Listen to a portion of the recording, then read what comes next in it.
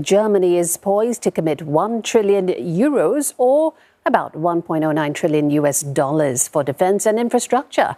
This to revamp its military and flagging economy.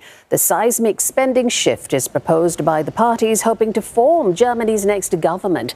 Now, standing in the way is the constitutionally enshrined state borrowing limits known as the debt brake. Now, to change that would require the approval of 2/3 of the lawmakers, and that's why the Christian Democrats and the Social Democrats are rushing to get the bill passed now, because the new parliament will see enough far right and far left MPs who could kill that bill.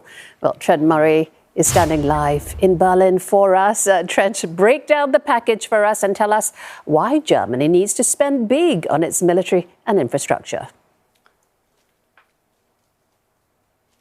Well, good evening to you, Jill. That's right. This is a really significant package, not just in terms of the dollar amount, as you rightly say, well over $1 trillion, but also for the sort of historical precedent that it sets. Germany, Europe's largest economy, often had been criticised in the past for not spending enough on its defence force, particularly in the crosshairs of President Donald Trump at times. And it seems that rhetoric out of the US now, particularly when it comes to future support for NATO and the European continent, is concentrating minds here in Berlin. That is why Friedrich Merz, the man who is expected to be the next chancellor, is trying to rush this major spending reform package through in order to try and use the numbers of the old parliament to get it over the line. It will focus on two main areas. One is on the country's aging infrastructure. We understand about half a trillion, I should say, will be targeted there. And then the other, perhaps more controversial element of this is close to $500 billion to be spent on the country's defence forces. Now, this really comes at a time where, as I say,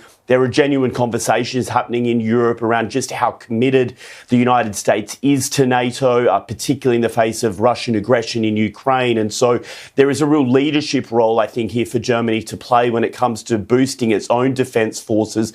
But in order to do that, as you say, there is one major hurdle, and that is the country's constitution. And in order to spend this amount of money, they will effectively have to change the constitution to ease up the debt brake. And we understand that is what Friedrich Merz is working on right now, trying to get enough MPs together to get to that crucial 2/3 majority that is needed. We understand right now those discussions are still underway. The Green Party, we understand, is showing some hesitation. But as I say, really he is up against the clock, because that parliament will expire this week. And then from there, the new numbers with the far right and the far left could very well block all of this. So a huge moment for Berlin, a huge moment for Europe, and really a huge one for the NATO military alliance. If all of this passes, then we will see major financial firepower targeted at Germany's army and military in order to try and boost it and to shore up security on the European continent that doesn't necessarily have to rely